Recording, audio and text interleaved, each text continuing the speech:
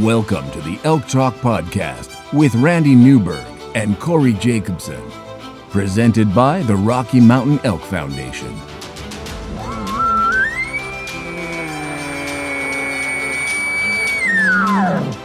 The goal is, what little you and I know about elk hunting, we share with people. I've got an elk bugle, it's like 120 yards away. What do I do? First off, the thought would never cross my mind when an elk's bugle 120 yards away to call anybody on a cell phone. All elk? All the time? Only elk? Only elk. Well, it's us having conversations, so we usually go down some rabbit holes, but If you hunt with Corey Jacobson, you will find the landscape is full of rabbit holes. We're just going to make this up as we go. and you look at it like, oh, that's a target-rich environment. But if you're trying to single one out, a solo target there is much easier to go into than a big group. We record everything, so there's no BSing, no lying, no faking it with us. Did we hit the record I thought button? I forgot to hit the record button. If you want to know something about elk hunting, this probably isn't the podcast to listen to. Should we give them a list of all the other podcasts where they might learn something?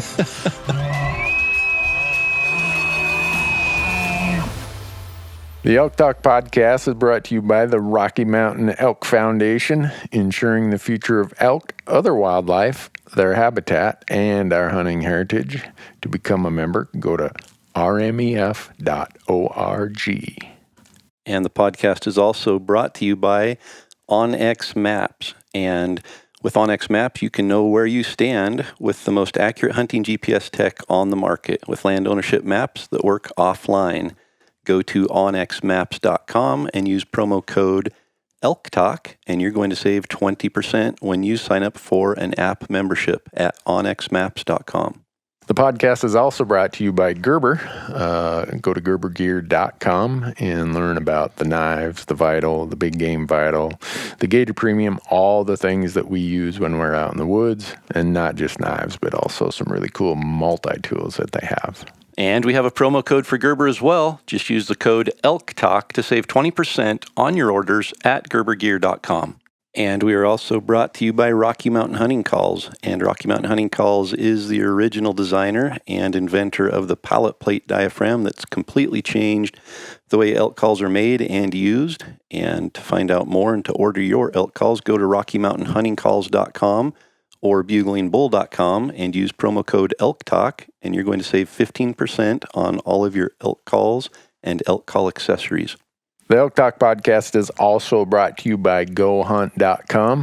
Go to GoHunt.com and sign up for the Insider. The Insider is changing how hunts and hunting information are found. No doubt about that.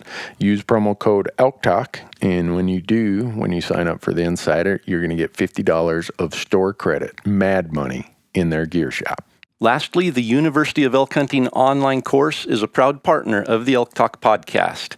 And within the University of Elk Hunting online course, you're going to find nearly 60 chapters organized in 17 modules of elk hunting instruction aimed at making you a more successful elk hunter. From planning and e-scouting to calling strategies and packing, every imaginable elk hunting topic is included in the online course. And regardless of your previous elk hunting experience or success, I'm confident the University of Elk Hunting online course will make you a more confident, more successful elk hunter.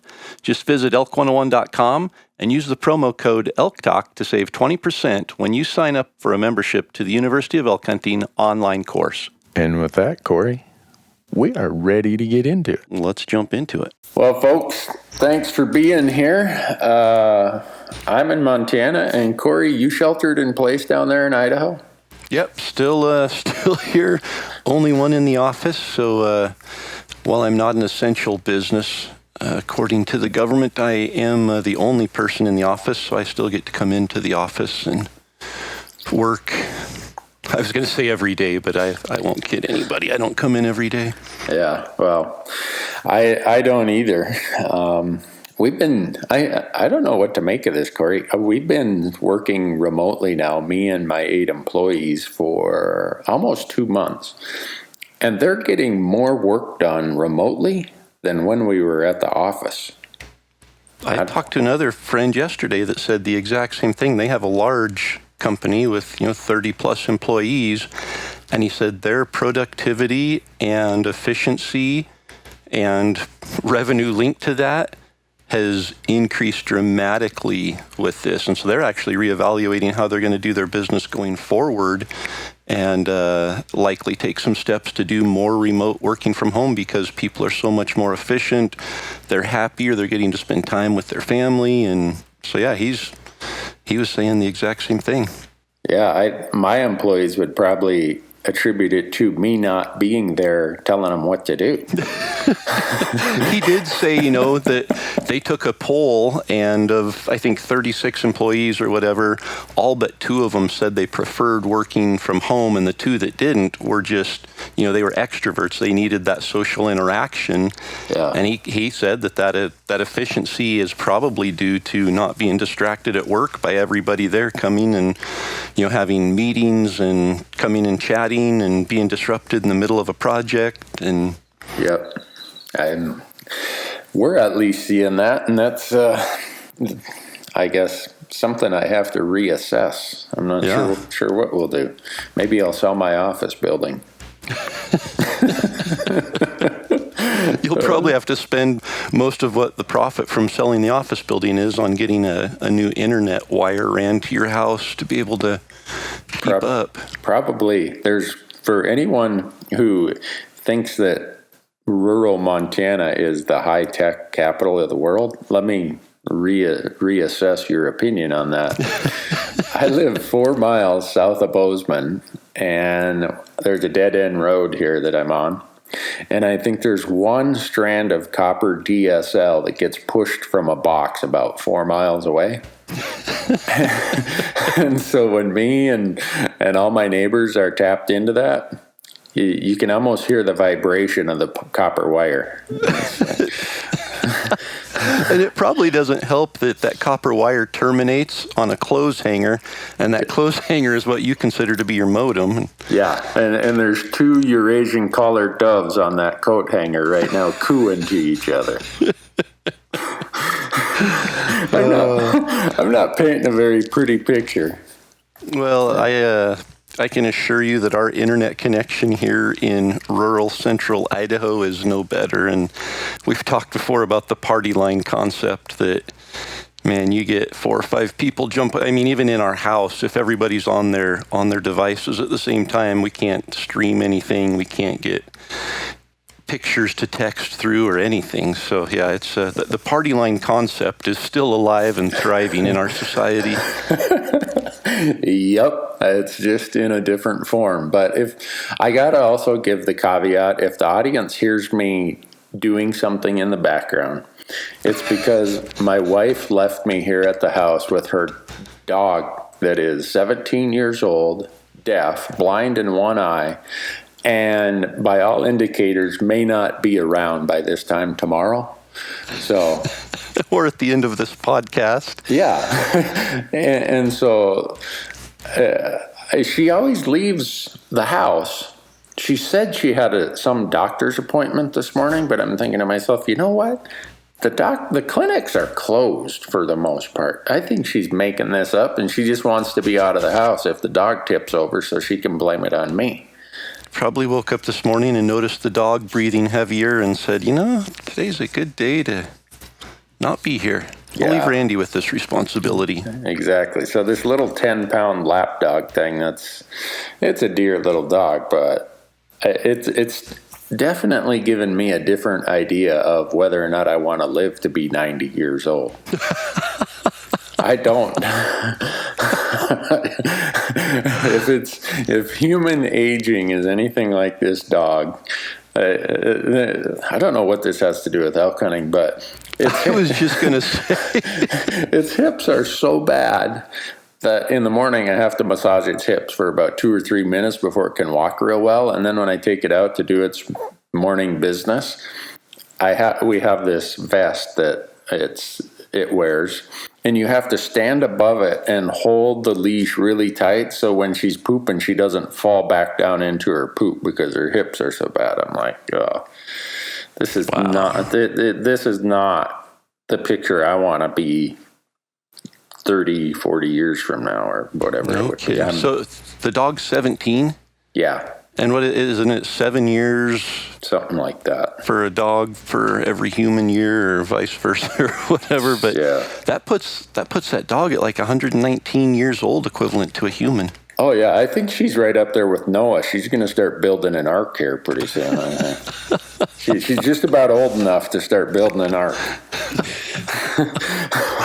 Well, I guess if we live to be 119, I would imagine somebody's going to have to massage my hip to get me up and walking in the morning as well. So yeah, I think someone's going to have to massage my brain to get it to function in not too many years. I'm sorry, folks. It's this shelter in place stuff. I'm starting to get a little stir crazy. I haven't been outside doing hardly anything other than keeping my dog from falling in her you know what, and I am going bear hunting though. Montana, we're reopening the state starting Monday. Very cool. Yeah, but that has been the blessing for us is, with our stay-at-home order, we live in the mountains, so we've been doing more camping and backpacking the last month than we could ever possibly do with the kids still being in a structured school platform, and just it's been pretty awesome, really. Yeah. Well, I wish I could say I've been doing that. I had this thing called tax season that took me up until last week. And even though the IRS extended the deadline to July 15th, I don't do tax returns after April 15th. I fish and I hunt. So I'm like, you know what? The few little projects I still have my fingers in, I got to get these done. I'm not going to disrupt my hunting and fishing on account of this. So I was the same way. I pushed my accountant really hard to make sure things were done on the normal schedule and not the revised ones. So. Well, we have a whole list of questions that I emailed you that came from the Elk Talk podcast website comment page. We sort through those and try to pick the ones that are narrow enough and had been given enough thought that we can give a good answer or make up a good answer. I was going to say, don't set us up to fail before we even get started here. We will definitely make up a good answer, but it might not be a good answer.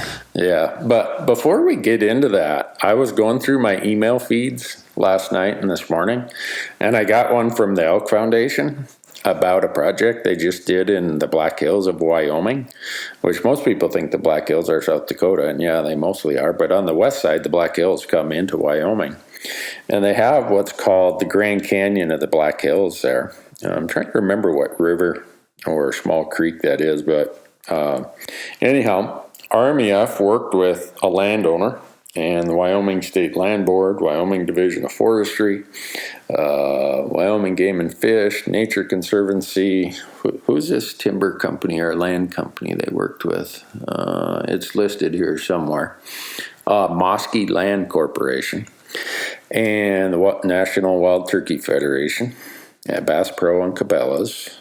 And they all came together, and what they did is they acquired this piece of ground that's critical habitat, but also provides 4,350 acres of new access and provides improved access to a bunch of checkerboard and other parcels of 8,000 more acres of adjacent public land. So wow. That's why we are big fans of the Rocky Mountain Elk Foundation. Just that and many other awesome reasons. Yeah. And if anyone's interested, I know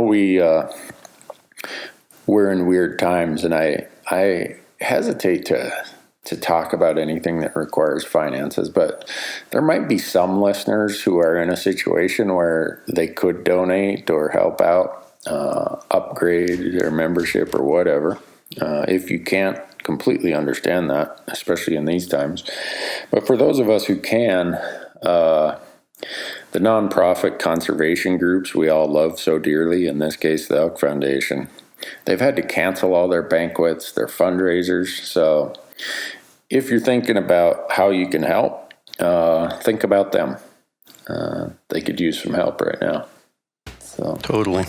Yeah, no, I had a conversation yesterday with a friend about business and the economy and everything, and there's a lot of individuals struggling with employment and finances, and a lot of businesses that are being forced to, as non-essential, not be open right now, and there's things in place that help some of them, but some of them aren't getting that help. And I think the things that we forget about are the maybe the luxury things. When we're doing well, it's a luxury and we're able to contribute to a conservation group. But when things get tight, that's kind of the first thing that we cut out.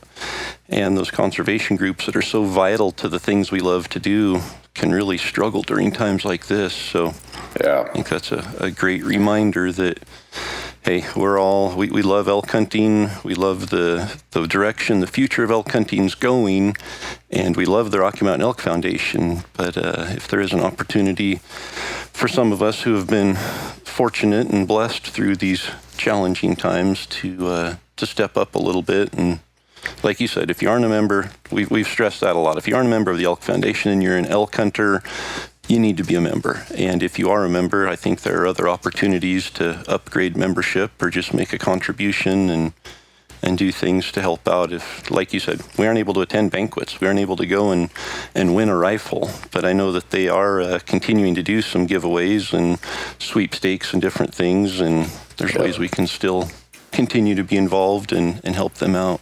Yeah, and that's one of those weird balances. I don't want to have anyone think that the expectation is in this difficult time someone might have that you don't pay attention to your own priority, because we're most interested in everybody getting through this. Totally. But like you said, there are some of us who, either through age or fortune of good luck or whatever, where we can do a little more right now, and that it's mostly a call out to those who are in that situation. Yep. Just a reminder if you're so inclined. Absolutely. So, but you want the first question, Corey? Yeah, let's jump in and make up some good answers. So the first question, this person said that they're interested in finally taking a mature bull. I don't know if that means they've mostly shot immature bulls or cows or what, but the way the question is kind of worded is, for the best odds at me finally taking a mature bull, would you rather hunt, or suggest, I guess is what they're asking, would you suggest that I hunt a limited entry tag every 5 years or an over-the-counter tag every year? Yes. I like Next question. Good. I'm glad you answered it that way, because it's not a binary either or. You got to do one or the other. In most instances, you can do both.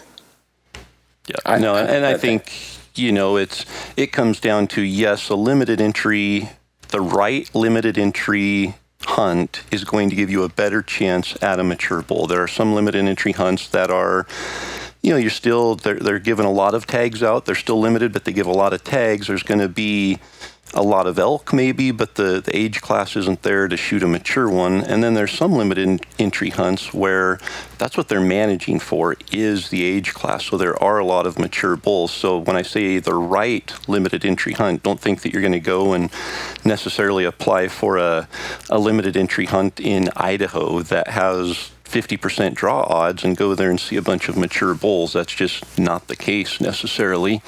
But applying for that right limited entry hunt will often give you a better chance at killing a mature bull. But the caveat to that is, if you've never hunted before, if you've never filled a tag before, you can go to the absolute best unit in the state of Arizona and be very lucky to shoot a cow, or be very lucky to shoot a little raghorn 5-point. So that's where I answer yes to both of them. Go and hunt over the counter every year, gain that experience, make mistakes on those hunts, so that when you do draw that limited entry hunt, you've got some of those mistakes and that learning curve under your belt, and you can make the most of it and be able to kill that mature bull. Yeah, That's why I thought it was a good question. I agree 100%. If somebody has the budget, pick another state and start building some points and have either your home state if you live in a place with over-the-counter elk for residents, or Idaho, Colorado, Oregon, wherever you might be close to. Use that as your go elk hunt every year option, and sooner or later you will get a mature bull. And yep. I think there's a lot more that goes into that question. What do you consider to be a mature bull? Yeah. Last year I made my mind up that I wanted to hunt mature bulls in my home state of Idaho, and we got on 2 of those bulls that I considered to be very representative mature bulls. Very excited to hunt them and call them in. I won't go into all the details about missing the one and somebody else shooting the other and all of that, but I had people, I kind of I stressed the point that I'm looking for a mature bull, not because I'm a trophy hunter, but because I have the extra time. Donnie shot his bull on opening day. We had scheduled 10 days to hunt. So I had the time to do that and to focus on that. And I had some people that, questioned, are you a trophy hunter? Why would you pass up these smaller bulls? And then other people that questioned and said, you really think that's a mature bull? He probably doesn't even score 300 inches. Come down to where I hunt if you want to see a mature bull. And so it's, we all have a different definition of what a mature bull is. For me, I think it's just a representative mature species for the area we're hunting. And yeah, there's 340, 350 inch bulls, maybe. I use plural carefully there because there might only be 1 or 2 in the area I hunt, and I would love to run into them, but the reality is I might hunt 5 years and never see a bull like that, or never even know one exists in these areas. So that's not my focus. I'm just looking for that representative herd bull, that's going to be a probably 6.5 to 8.5 year old elk and might only score 290. Yeah. Just a solid 6 point. And so that's important to also define before you go into that, because as I mentioned, there's some limited entry hunts, some controlled hunts that are going to provide you with opportunities to shoot a 6 point. But the top end of that might be 310 or 320. So if in your mind a mature bull is 360 inches, now you've got to start looking at some of the top 5 or 6 units in Arizona, or things like that. So it's important to define what a mature bull is. It's important that you've got experience hunting elk before you go on that. You look at, I've done seminars and stuff in Arizona, and people come up and they say, yeah, when I draw my tag, I'll get interested in elk hunting more, and I'll start, I'll sign up for an online course, or I will buy my gear, or I'll start shooting a bow, or I'll buy a new rifle at that point.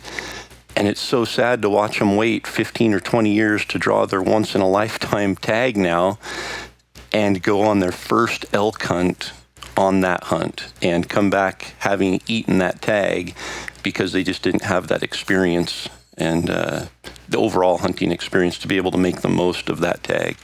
Yeah, well, you and I are lucky we get to travel places and hunt different season dates and terrains and environments and settings. So that gives a little bit different view of elk hunting compared to when I was the weekend warrior here in Montana. But the weekend warrior guys who do the over-the-counter hunts, or maybe it's not even a weekend warrior, it's somebody who says, hey, I'm leaving the Midwest, I'm coming out for my 5 days of elk hunting, or whatever it might be. They figure out some really cool tricks to how they learned this behavior of the elk, or how the elk are using that little bit of the terrain that I might just completely overlook and be in too big of a hurry that I don't give it the effort to understand that exact little spot or that small mountain range and how the elk move and every little thing about them.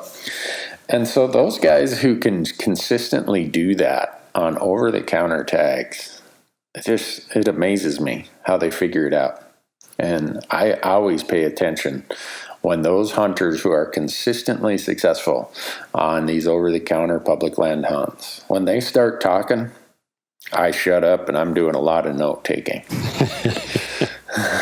And it is. We sometimes miss the forest because of the trees. Literally, like we live right here, and sometimes we miss that big picture. We get so stuck in our little, the experiences we've had that have created our style of hunting or the preferences that we look for, that we sometimes miss obvious things that sometimes we even preach and teach about. Sometimes we actually miss them because we are so focused in on our experiences in the past. And yeah, there are people that can come into this area, and it always amazes me how somebody from out of state can come in, they can find an area right here in my backyard and go into it and hunt and be successful, when I sometimes struggle to even find the elk in those areas. And so you can never quit learning and never close your mind and think that you've learned enough or that you understand enough, because man, we'll spend the rest of our life and never even scratch the surface, I don't think, when it really comes down to what there is to be able to learn and the knowledge there is to be able to gain. Yeah, and the point of that comment also was that, kind of tying back to your first comment of hunting elk every year, even if it is over the counter where maybe the age class isn't what it would be in a limited entry unit, you can't put too much value on that. It's hard to overvalue the experience and knowledge gained from hunting elk every year. Yep. So yes, to summarize that question, the answer is yes. Yeah, the answer is yes. Yeah, should you do one over the other? Yes. Both. Yes. I like it. That's gonna, I'm surprised that in today's world of binary code of computers that I'm not surprised that questions are often posed in a binary either or sense, but I think that the answer to every binary question should be yes. All of the above. Yeah. Screw up the computer, screw up those zeros and ones so that nobody can function and operate. This is, again, I'm so full of tangents today. I was talking to someone the other day, and we were commenting on how the world likes to bring everything to an either or decision. It's easier that way. And I think that started happening in the 1970s and 80s when all of us kids, they started teaching us the binary number system because it's what computers ran on. So we just think everything's got to be an either or. Well, and just to quantify that, I think you might be referring to all of the kids who became accountants, because even as an engineer, I didn't learn binary numbers. So. Really? Oh, no. Wow. Okay. I took one class that they started talking about binary numbers, and I said, that is not the direction I want to take my education. Well, now you've just popped my bubble, Corey. I've been living in this little universe. I thought everybody had this experience I had of being taught completely irrelevant things throughout my entire education. Well, I think we've all been taught completely irrelevant things, just not all necessarily binary numbers. So you might want to explain what a binary number is, because I'm guessing that there's a percentage of people listening that are like, what's he talking about? Really? It's like, if you ever studied like base 5 number system, we're a base 10 number system. But binary is all zeros and ones. Those are the only two numbers. So those are the only two options. It's either a 0 or a 1. Yeah.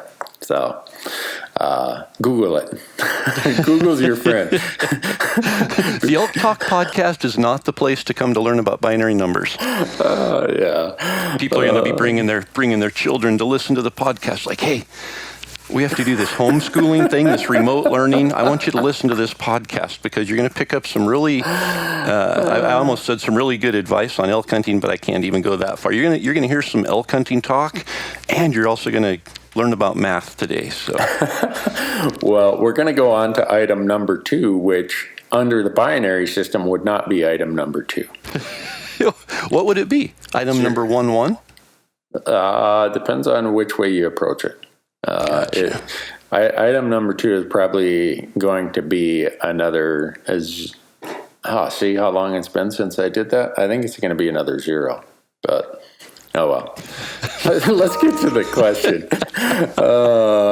What factors do you consider when you are choosing an over-the-counter unit in Idaho or Colorado?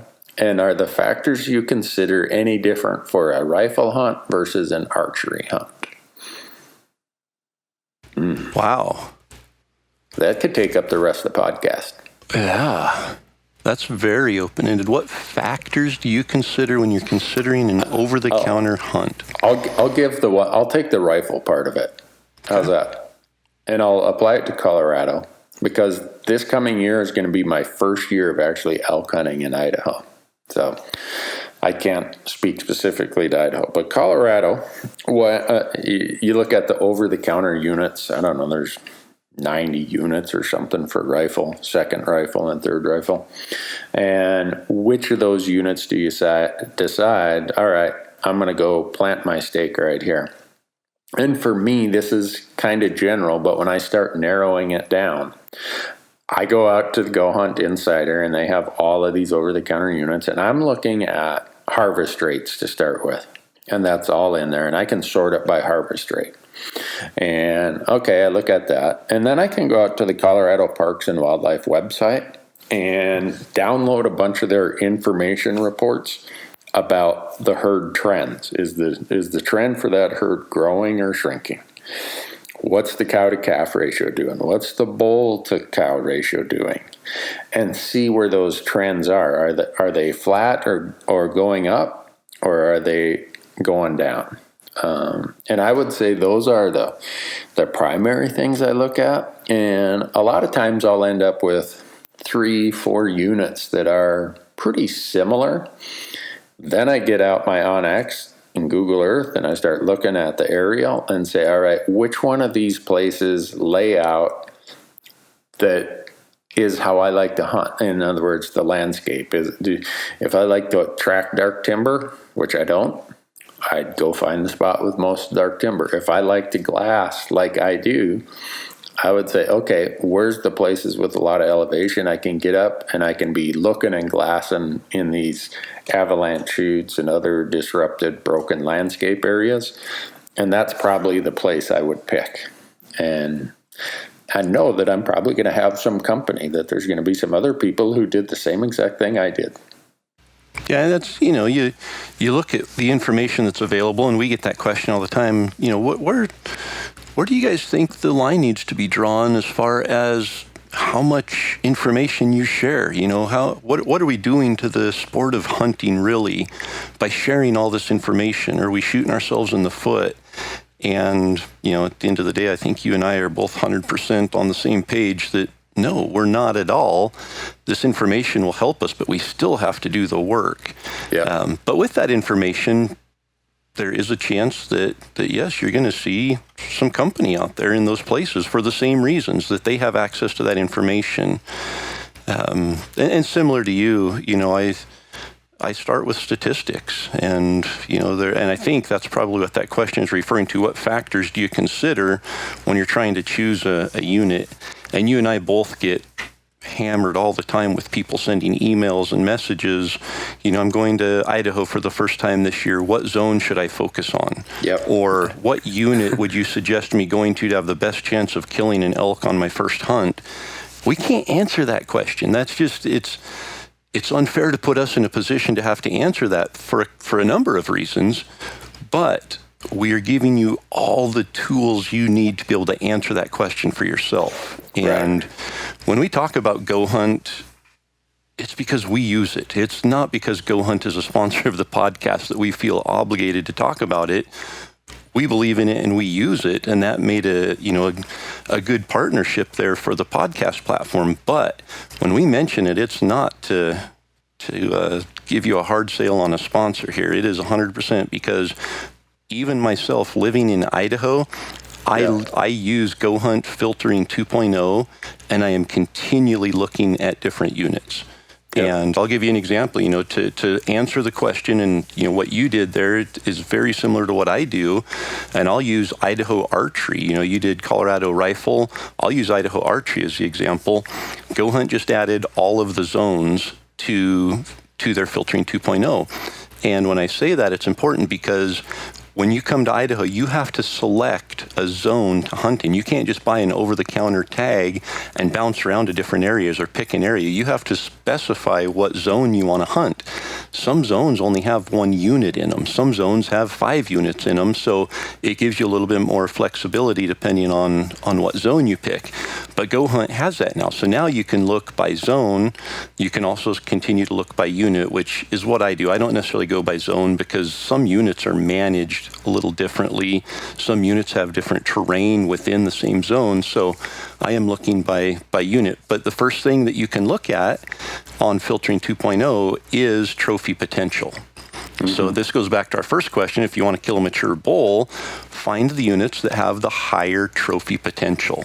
And in Idaho, if I slide that scale down to 260 or better, about 80% of our state shows up as an option on Go Hunt Filtering 2.0. As I slide that up, I'm going to slide it up to 330 inches. There are only 5 units available. Yeah. And knowing those 5 units, I would say that your potential of shooting a 330 bull in there is probably not any higher in those 5 units than in several other units. There may be a higher overall age class, but there's going to be a lot of other factors that come into that. Harvest success, bull to cow ratios, other things that contribute to your overall success. So I'm not just placing all of that priority on trophy potential. I'm probably going to set it at about 300. And that in Idaho, I still have over 50% of the state available to me, filtered out now. Draw odds are 100% because I just picked archery over the counter. Public land, I'm going to put it to 50% of the unit is public land, and only about 6 units dropped off because Idaho has a lot of public land. Yeah. Probably the most important factor to me is going to be harvest success. Yep. And now that I have these other factors in there, I slide harvest success, I'm going to go up to 50%. 50, like units. 50? 50. And just to illustrate, there are 0 units, which we would expect and hope for. Okay. But now I can dial down. Now I'm going to 40%. There's still 0. Now I'm going to 30%. Again, this is over-the-counter archery by unit. Yeah. I'm at 30%. There's still 0 units. Yep. Okay. Now I get down to 20%. And there are only 1, 2, 3, 4, 5, 6, 7 units in Idaho that give you a chance to shoot a 300-inch bull. And when I say a chance to shoot that, just a mature, there are mature age class bulls in these units. With 50% public land, there are only, 7 units that have 20% success rate or better. That's 7 more units than I thought would have that criteria met. That's a pretty high threshold. So here's the crazy thing. Now there are other factors that come into that. Percentage of bulls that are 6-point. Okay, some of these are less than 20% of the bulls that are killed are 6 points. So 20% success, that means 1 out of 5 hunters or 20 out of 100 hunters are going to fill their tag, and only 20% of those 20 hunters are going to kill a 6-point. So only out of 100 hunters in there, 4 people are going to shoot a 6-point bull in that unit. Yeah. Okay, so that's another factor I look at. There's some of them that are over 50%. Really? Wow. There are some that have bull to cow ratios as high as 36 to 100. There are some that are as low as 16 to 100. So a lot of other things that, there's a whole bunch of factors, but I look at all of those factors, and I don't look for the best in each of them, because the one that has the best chance of killing a mature bull probably has a low success rate, probably has a low bull to cow ratio, probably has a low overall elk population. So I'm probably going to place equal importance on all of them and find that one unit that allows me to hunt a mature bull, that has decent harvest success, that has decent bull to cow ratio, that has a decent percentage of 6-point bulls killed, that has good public land access. Those are the factors I'm looking for. And when I do that, it usually comes down to just 4 or 5 units. Yeah. And those 4 or 5 units that I end up with might be completely different than 4 or 5 units that somebody else comes up with using the same factors, just putting a little bit different priority on what those factors are and what order they prioritize those factors. You get an A+ for that answer, Corey. Really? I get a C-. You get an A+. So I'll just, to expand on that a little farther, these 7 units, looking at them, 3 of them are very incredibly difficult access areas. Okay. Hard areas, high elevation. The terrain is not super conducive to elk hunting. It's steep, it's rugged.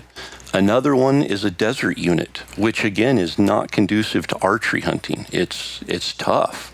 You have no cover. They're out on the flats in the sagebrush. The other 3 units are a combination of that. Tough terrain, rugged country, limited access, and a couple of them have really, really high number of hunters. So that's the other thing you can look at. Idaho Fish and Game gives you statistics on how many hunters hunt each unit and how many days they spend in each unit. Yeah. So once I dial down to these 6 or 7 units, I'm going to start looking at those statistics as well and say, okay, this one only had 18 hunters in it last year. That's why the success rate is 50%, because only 9 people actually killed an elk. Do I want to go in there when there's only a population of 300 elk in the entire unit? Yeah, there's only 9 hunters, but there's not a lot of elk. Or do I want to go into this unit that had 1,800 over-the-counter archery hunters, but the elk population's over objective by 30%, and there's a lot of country there, and I can hike and get away from some of those hunters.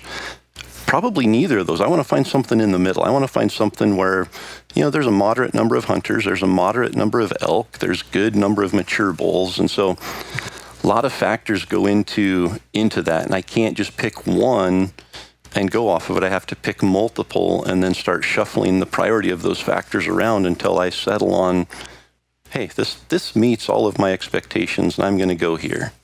Yeah, and it is very individual. Related to what that person's looking for, what their capabilities are physically, stuff like that. Like you said, we often, I don't know how many times a week I get the question, what unit should I apply for? What should I do here? And that when I do have time to answer, it's usually about 7 or 8 questions back to them before I even answer it is, okay, where do you live? What's your elevation where you live? What kind of physical condition are you in? Do you have any impairments? Do you have a distaste for hunting where there are grizzly bears? I mean, the list goes on and on and on and on. Yep. And the reason I ask so many questions is because I understand how personalized the response is.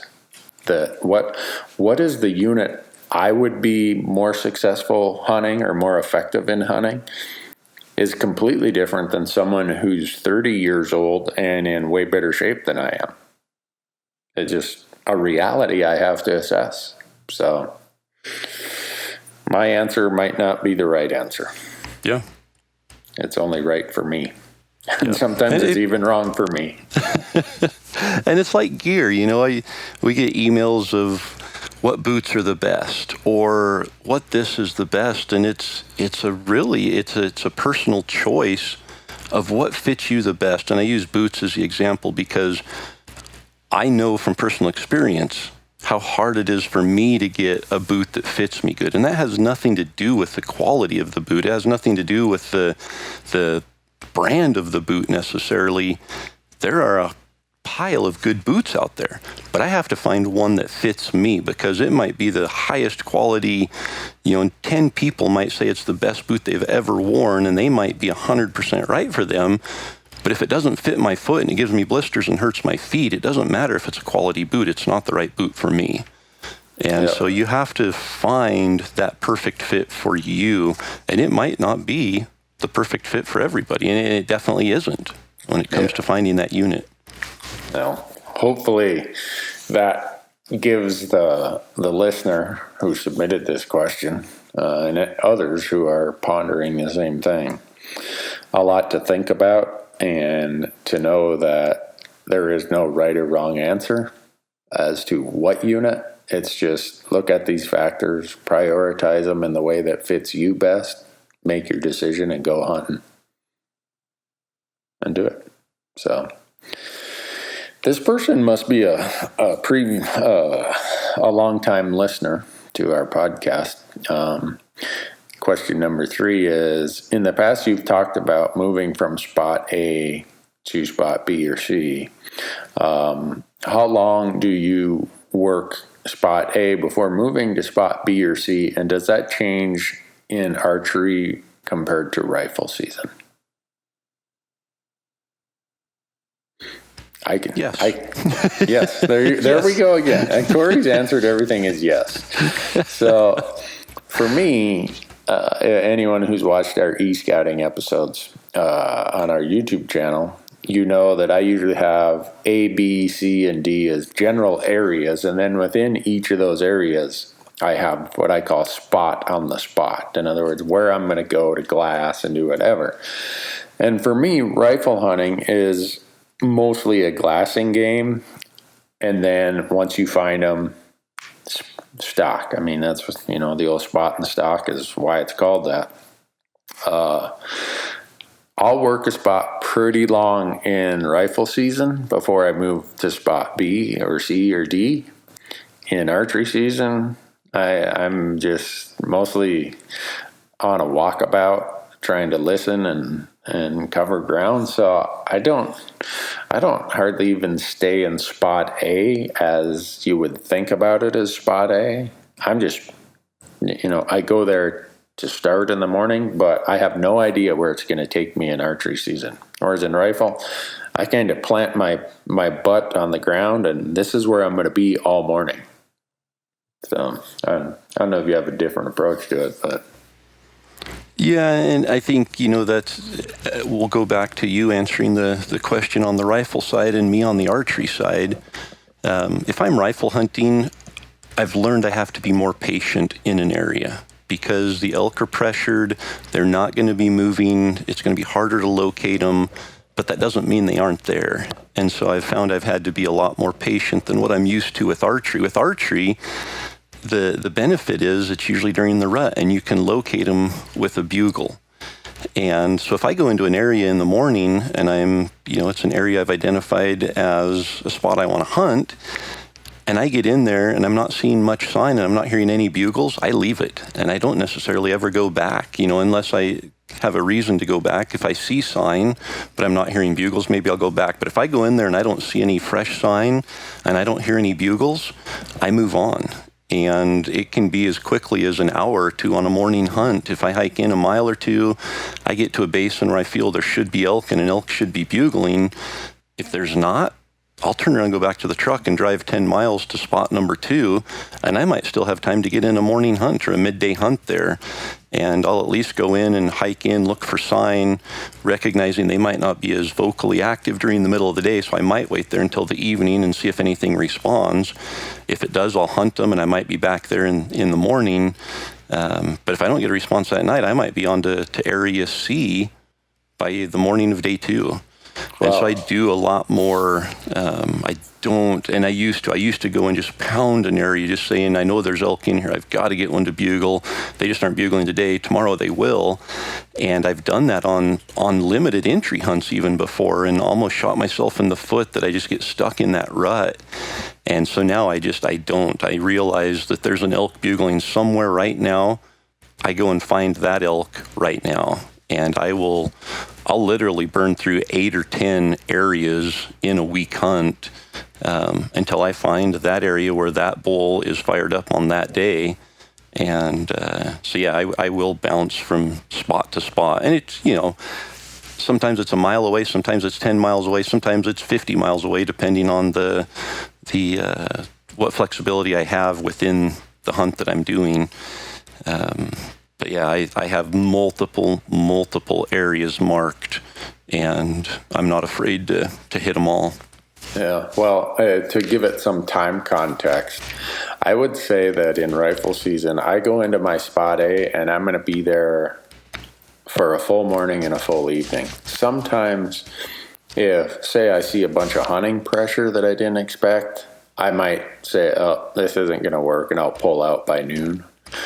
Usually, I'm there because I've done a ton of e-scouting.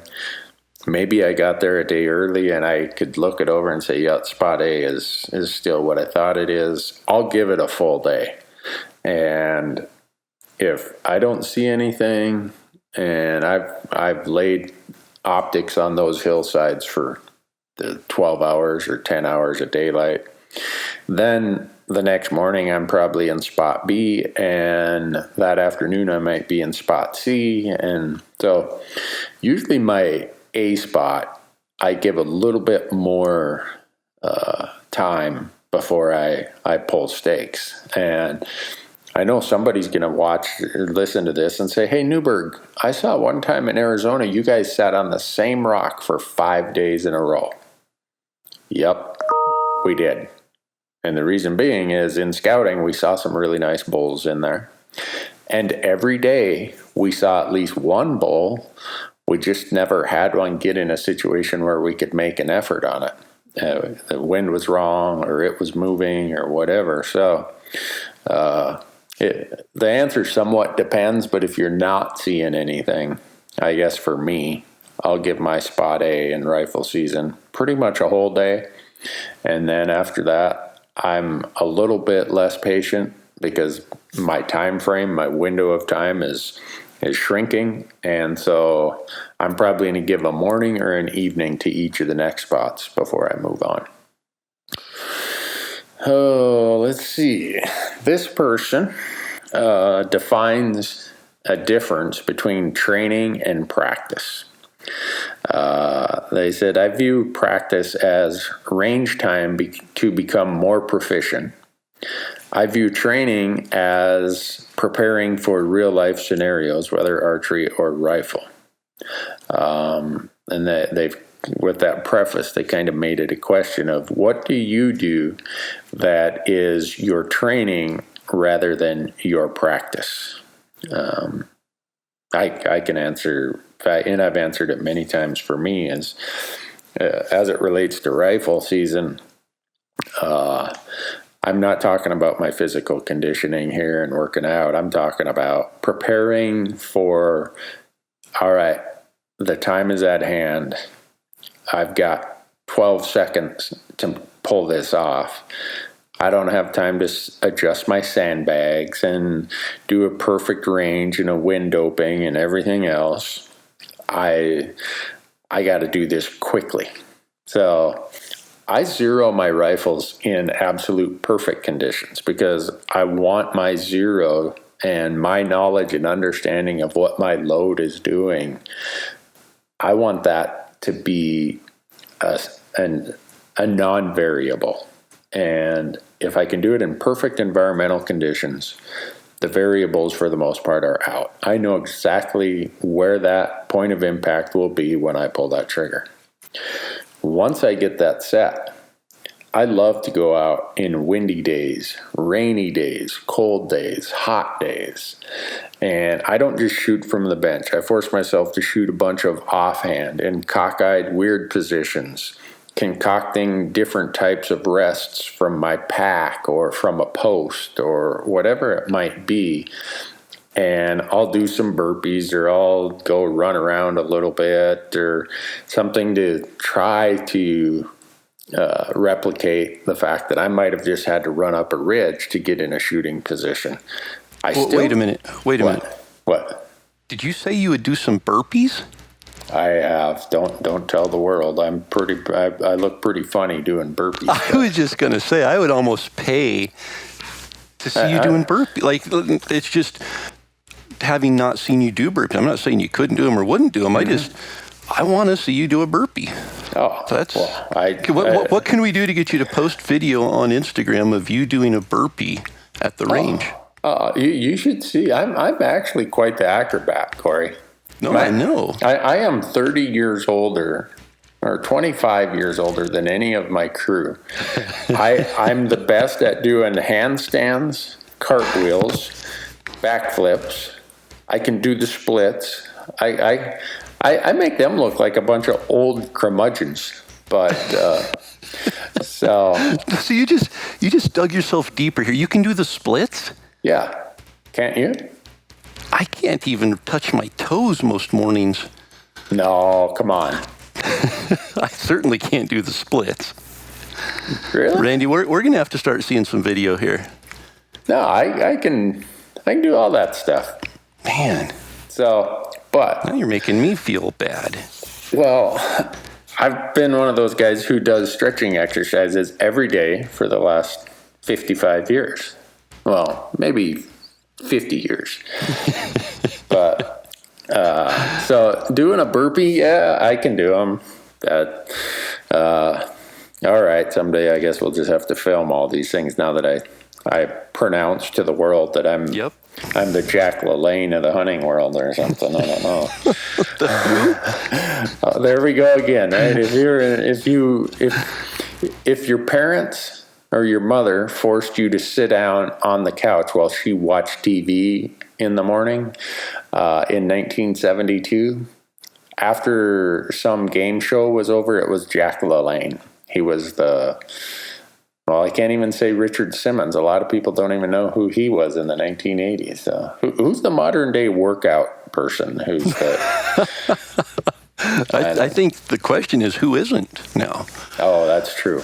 I'm not. I am not. Well, evidently you are. You're doing burpees at the range. You can do the splits. You're like this closet workout person. Yeah.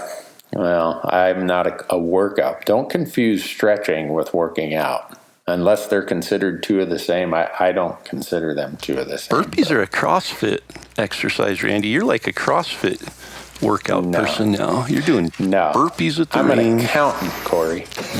I drive a desk for a living. But anyhow, I do those kind of things so that when I'm back to this person's point of that's what I would consider my quote unquote training, rather than just pulling the trigger, sending rounds downrange. Yeah, that's practice. And I do a lot of that. I mean, a lot of it. But I do believe in what this person is talking about of how do I get myself ready for that, whatever 10-second, 5-second opportunity might be that I've worked 3 days to get. I want to have practiced those things enough, trained enough, let's put it that way, because he or she's making a distinction between training and practice. I've trained enough that when that happens, I'm going to be ready. And I don't like offhand shooting, but I practice it a lot. One time I shot an elk at 190 yards offhand after having just run about 300 yards. I airballed right over his back the first shot, but I was pretty proud of my second shot. But had I not practiced that stuff, I probably would have never taken that shot. So here I am. I'm interchanging his words of practice and train. Well, and that was the very first thing when you read the question. I thought, this is getting too complex for me.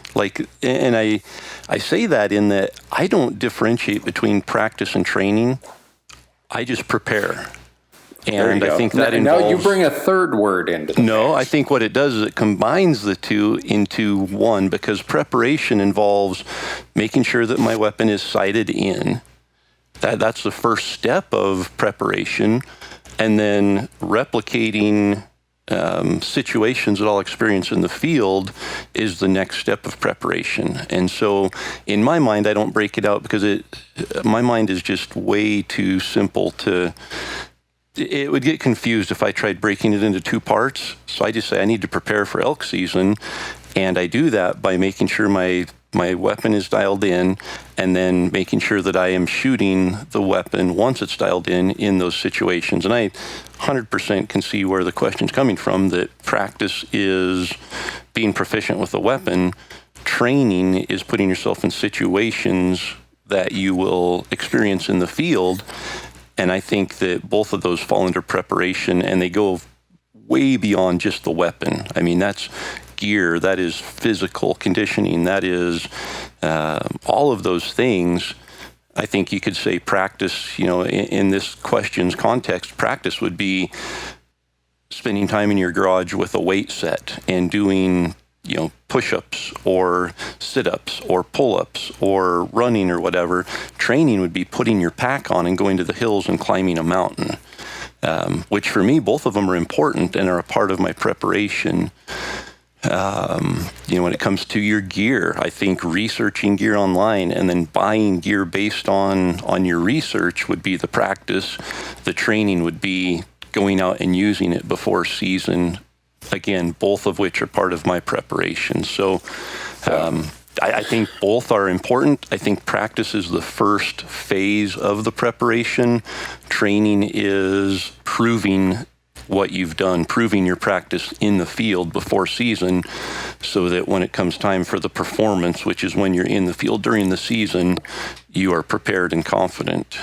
Yeah, this is a question that, as you were giving your reply, came through my mind. So this is Randy's question, and somewhat of an observation or a personal account of what I do, but I'd be interested because you're so much more experienced as an archer than I ever will be.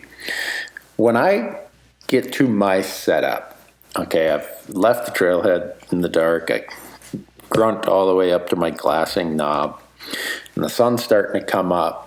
I wonder if people think I'm just up there daydreaming, because I'm not. But what's going through my head is every possible scenario of where a bull may appear and what I'm going to have to do based on wind. Am I going to have to run over there 10 yards, or am I going to have to circle around and go 300 yards?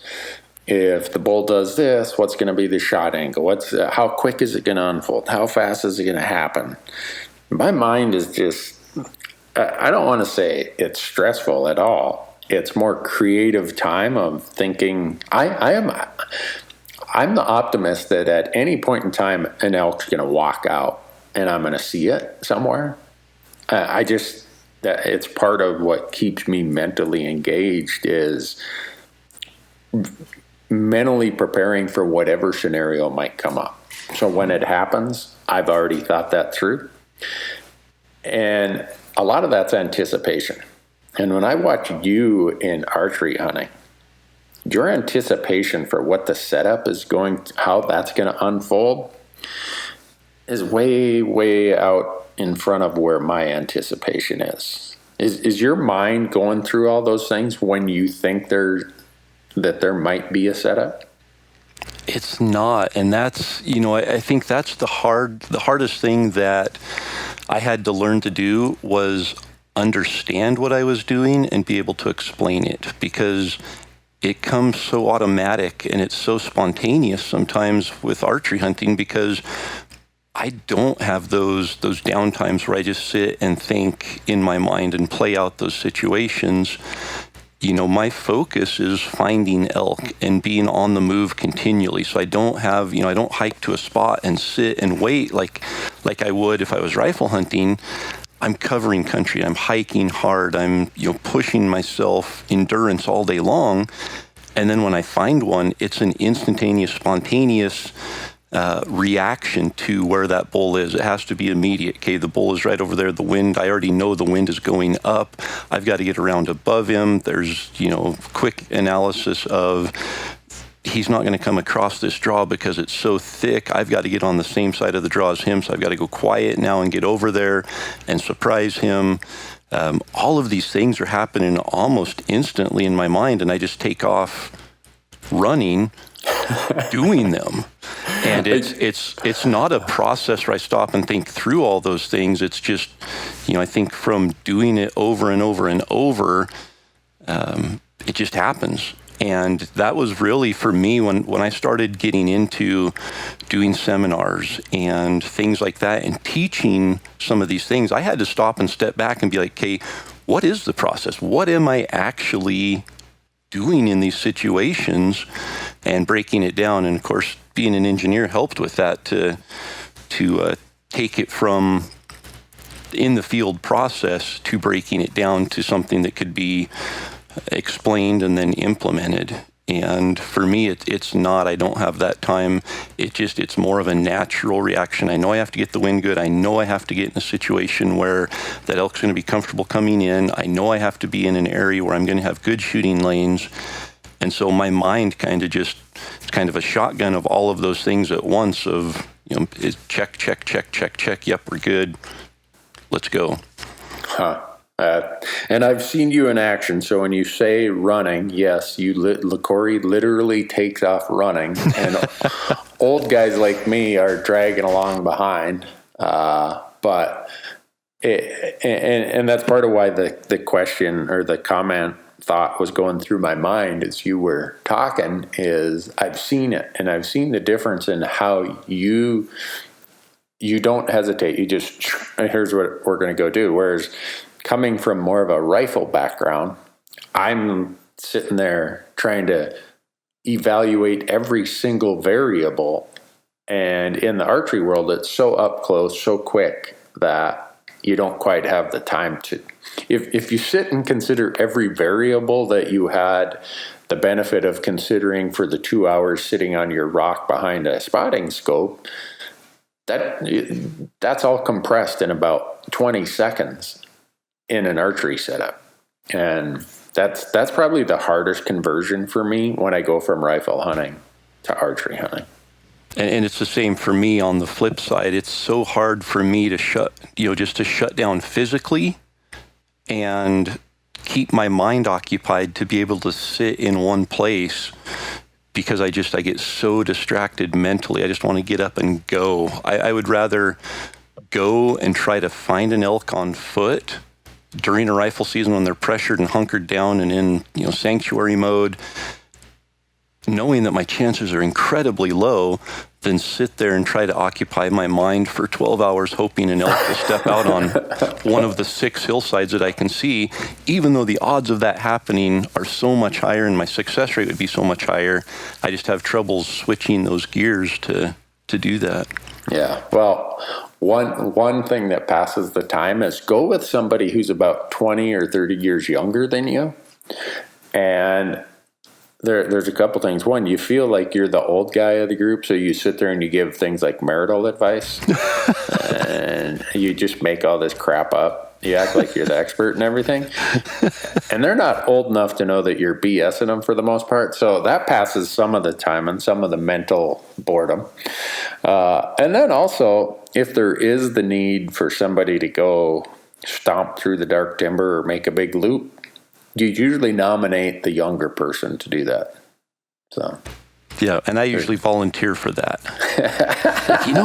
I just wonder if we get up on top of the mountain there and then come down the ridge, if we jump something, they'll probably run out on that hillside. So you want to sit here and I'll go make that trek up there. And I volunteer to sit right there. I'll sit here and make sure this rock doesn't go anywhere. Or I might just volunteer to go shed hunting in October or November just to see if the off chance there might be a shed over in that dark timber. I guess the point of that is to illustrate how different the mental challenges are between rifle hunting and archery hunting. Yep. It is 2 different disciplines. They absolutely are. Yeah. Let's see. I think we might be able to cover one more. This person is an archer, so I'm going to let you do this one. They're talking about archery setups, and then someone had a similar question. One person said, I hunt northern Idaho. How do you predict where to set up in the thick brush of northern Idaho? And then scanning through, I found another question that said, I hunt mostly open country of central Montana. how do you set up with no cover around? And I don't know if there's an answer to either of those, but if you got any experience or input, throw them out there. Can I answer yes to those again? You sure can. Don't deviate from your pattern now, Corey. That's always my thing when I'm taking a multiple choice test. If I don't know the answer, if I answer C for everything, the odds are I'm going to do okay on the ones that I don't know. I mean, I'm gonna get more than 0%. I'm gonna luck into a few right answers. So that's my go-to. That's how you got through freshman psychology, huh? That's how I got through 4 years of college. No, so I do have experience in both of those situations. I grew up in what I would consider the southern part of northern Idaho, so I do understand brush and how thick it is. Having hunted the coast for Roosevelt elk, I was very quickly reminded that I know what thickness is, and it's tough. And so the question, how do you know where to set up? It answers itself. You set up where you can, and it does no good to set up where your visibility is 4 yards. You just aren't going to get a shot. That elk's going to come into 20 yards, and he's going to stand there, and he's not going to be comfortable to come into 4 yards most of the time. So you've got to find an area where you have a shooting lane, and that shooting lane might only be 12 yards or 15 yards. And you have to make sure that elk is going to be comfortable coming into that shooting lane. In my experience, if you get into one of those areas on a ridge top, it's going to open up a little more. The north face is going to be just a tangle of alders and just a mass of brush, and you can't even hardly get through it. And the elk can get through it, but they aren't going to be comfortable coming through it and then all of a sudden popping out in the open. They're going to feel like they're exposed, and they're probably not going to do it. So you've got to get into those situations where the elk's going to be comfortable coming into your setup, which means he's probably not going to come through that north thick tangle. And then you've got to have shooting lanes so when he does pop out, he doesn't get wary and stay back in the brush. He's going to feel comfortable stepping out in an area where you have that shooting lane. So when I say all that, it's much easier said than done, because a lot of that country, you don't have that luxury. And those elk are going to live on those north faces because that's where they're safe. They can hear anything that's approaching them. They've got an escape route, and they know that danger is not going to be able to keep up with them as they go through that thick stuff getting into the next drainage. So they've positioned themselves in that tangle for a reason. So it can be tough, but you've got to find those openings and those shooting lanes. And so it's not a matter of finding the perfect one. It's just a matter of finding one. And there might only be one. There might only be one. And you've got to make do with what you have. When I was younger, I I pushed the envelope way too much. I tried to make things happen in that thick stuff. And I can't tell you how many standoffs at 15 to 30 yards I had with elk, where all I could see was the tips of their antlers moving, or all I could see was the black of their legs as they walked through the alders, and never got a good look at them, never had any kind of a shot opportunity.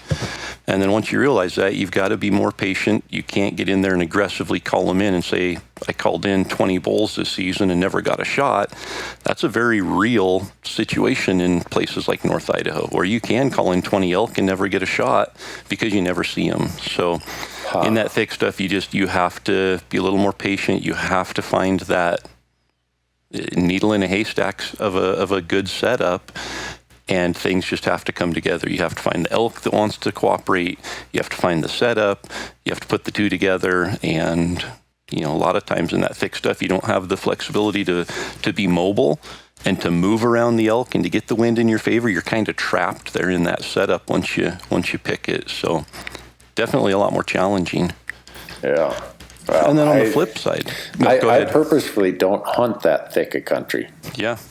And honestly, there's an allure to it. There really is. Those bulls that are in there, you just envision them being those big, massive black antlered bulls that stay in that thick stuff and never get seen by anybody. And to some degree, there is some of that, but it definitely adds a level of difficulty to an already difficult venture. So the flip side, it's open, broken, just rolling prairie country, say, of central Montana.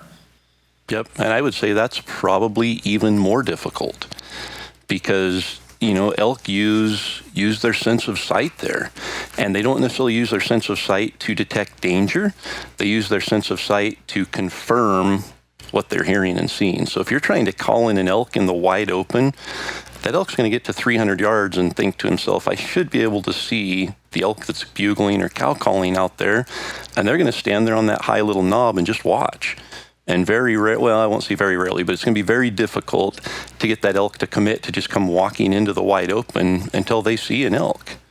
And even when they do see an elk, they're going to stand there and look at it and say, why aren't you coming to me?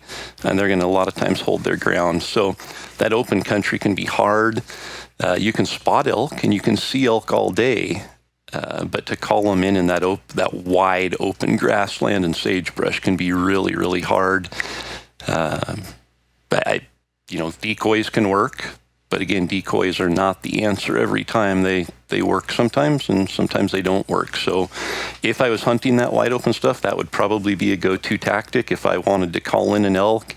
But then you've also got to use that terrain very wisely as far as, just giving them a glimpse of the decoy over the rise of a little knoll, and then dropping the decoy so they see it and they have to come closer to get a better look.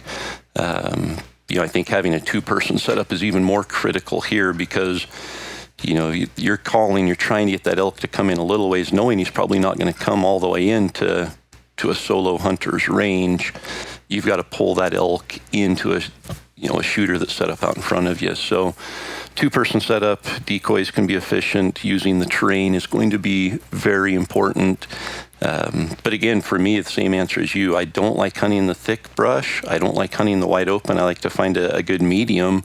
And sometimes, it will be north face timber with a wide open hillside on the south exposure where the elk are going to be out feeding, and then they're going to retreat into that timber. So that way I can use optics. I can see more elk and make a game plan and then get into the timber and be able to call them in knowing kind of where they went and what they're doing, what their habits are.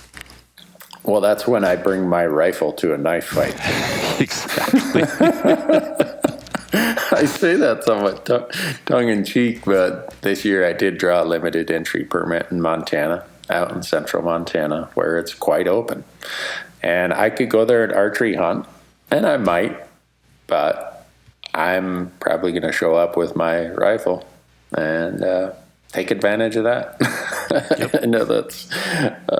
I've arrowed some elk in some pretty open country, but there I usually wait for them to bed. Yep. When I approach them, then I'm not calling them in or trying to call them in or scaring them off with my calling. What I'm usually doing is waiting for them to go find. They will show you where there is some part of the terrain that has some topography that might only be 20 feet in elevation, but it creates some shade or it creates a little bit of cover where you're like, whoa, that's where he's hanging out. And then I use that to get as close as I possibly can. So. Yep. And we've used this example a couple times, but our hunt together in New Mexico, we tried, and there were a lot of other factors than just open country that were against our calling strategy. But those elk, when we finally went and decided to spot and stalk, they were out in the grasslands. Unfortunately, we had some terrain topography to break up enough to be able to spot and stalk, but we had basically zero chance of calling those elk out in that open. Yeah. They can get on a knob 150 yards away and stand there and look at you, and you're just out in the wide open too. You have nothing to hide behind, and visually it's just very difficult to do.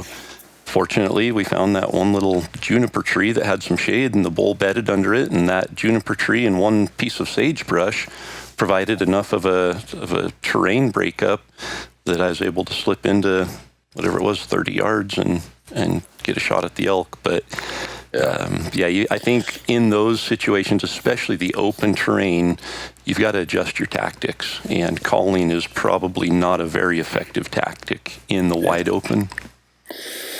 Well, hopefully that answers enough of the questions that people feel they got their money's worth. We do have we do have a money back guarantee on this podcast, right? Absolutely. Whatever somebody pays to listen to this podcast, we for the life of your listening, we will give you your money back. Man, I've not heard that quality of a money back guarantee offered anywhere that I can think of. No, I offer it on my YouTube channel all the time. Someone will come up and say, I really wish you would have done this differently. I'm like, well, I got a money back guarantee. Whatever whatever it costs you to watch our YouTube channel, I'll give you your money back right now. They look at me like, well, it's free. I'm like, well, yeah, exactly. That's why I'm willing to give this money back guarantee. No, I think there are some really good questions, and hopefully, I wouldn't say that there were some really good answers, but hopefully there were some answers that at least spur some thinking, and if nothing else, maybe spur some more quality questions for people to send in. And I will never proclaim to be an expert elk hunter, and I've been blessed to hunt elk now for over 35 years, but I know I don't know everything about elk hunting. In fact, I know I don't know a lot about elk hunting, but hopefully our experiences together combined and our platform to be able to share those experiences helps other people at least, generate ideas in their mind or in some way become a better elk hunter. And I think that's our goal at the end of the day. Yep, that is the idea. And the one thing that I think is helping this process is when people leave comments, and you'll tell them where they can leave comments. But when they do that, when they come and ask these questions, I bet you in our folder right now, we have more than 1,000 questions in there. And I go through them and try to get the most recent ones. I think the listeners sharing their questions or their ideas or whatever's on their mind is really helpful for us, because it's somewhat reflective of, if one person submitted that comment, there's probably hundreds of people who are having the same mental discussion themselves. So where can they leave those comments? They can just go to the website, which is elktalkpodcast.com, and just click the contact tab at the top, and it'll open up a little box, and you can enter your name and email address and ask a question, leave a comment, hit submit, and it comes to both Randy and I. So Randy said, we've got 1,000 or so emails. There's at least that many in there. And just to reiterate, we read every one of them. It's, they aren't just falling on deaf ears. We read them. We absolutely can't respond to every one of them, obviously, but we do read them, and we try to pick out the ones that are either that we're seeing a lot of, ones that we feel are really good questions that our listeners can benefit from. So if you don't get your question answered on the podcast, don't take it personal. Don't think we're trying to avoid it, or we don't think it's a good question. We have to select which ones we do and how it kind of fits into the timing of the year, how it's going to fit into our overall audience. And so no hard feelings. Yeah, good way to put that. So, well, I think we're going to wrap up. My wife's dog is still sitting here looking at me. So it survived the podcast without any tragedy. I'm hoping my wife gets home pretty soon. So if this thing does tip over, I'm not to blame for it. But I'm sure if this dog dies, whether I'm here or not, I'll get blamed for it. I mean, that's what husbands are for. Yep. I mean, whether anyone knew this or not, when they took their wedding vow, the fine print when you sign the marriage license is you are the final recourse for all that goes wrong. If you look in the fine print somewhere, that's in there. So just accept that, guys. The The best piece of advice I ever got before I got married, Corey, an old boy, Don Bowman, he was working at the sawmill with me. I was working at a sawmill, going to college at the same time, trying to date my wife at the same time. And I told him that we were going to get married. And he pulled me aside a couple of days later. He said, "Son, Randy," and I'm about 24 at the time. He's about 65.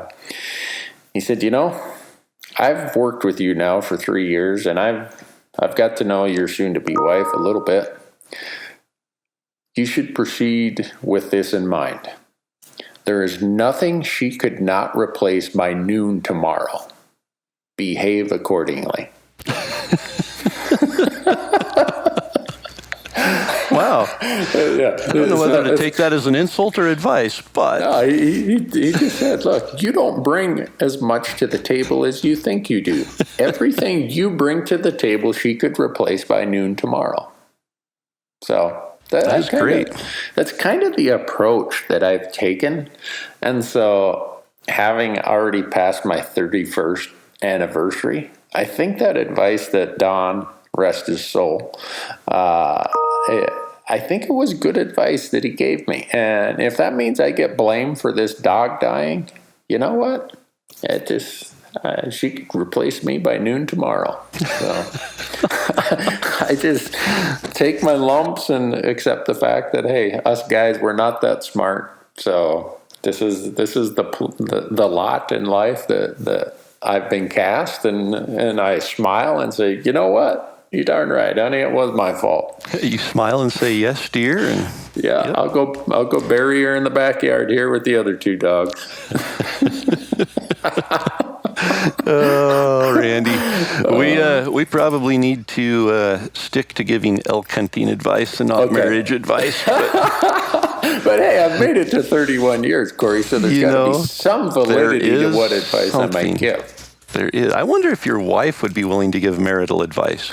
I've asked her many times, and she refuses to be on video or on a podcast. But one thing, I told her that I had a 25-year money-back guarantee on this marriage. And once she passed the 25-year mark, that guarantee is gone. You're just stuck with me, darling. So don't be asking for your money back at that point.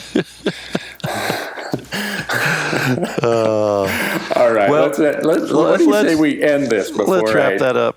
Yeah, I'm sorry, folks. No, I've just been shut in and sheltered in place for too long. So I haven't had a haircut for 2 months. I look like the absent-minded professor or something. Man, my hair is like all over the place. But I'm getting a haircut in 3 days when the state reopens. So wow, that is the benefit of my haircut. I get a haircut every 2 days, whether I need it or not. Really? Yeah, I just grab the razor. Take the old razor and shave it. Wow. Yeah. Oh. Wow. Right now, I look pretty rough. My wife, she walks it over and looks at me with my hair all frizzed out and going different directions, and she just starts laughing. She doesn't know who to feel more sorry for, you or the 17-year-old dog. Yeah. Well, thanks, Corey. Thanks, folks, for being here. Yep, thanks, folks. And if you can, to help us continue with our good ratings on the podcast, just leave us a review. And if you're on iTunes, leave a review. Wherever you're listening, leave a review. And the more stars you can give us, the better. And it helps us continue to grow and continue to be able to provide you with all of this high-quality money back guarantee entertainment. So we do appreciate the listening. We appreciate the comments. We appreciate the support, and we'll be back here soon with another episode. Thanks, folks.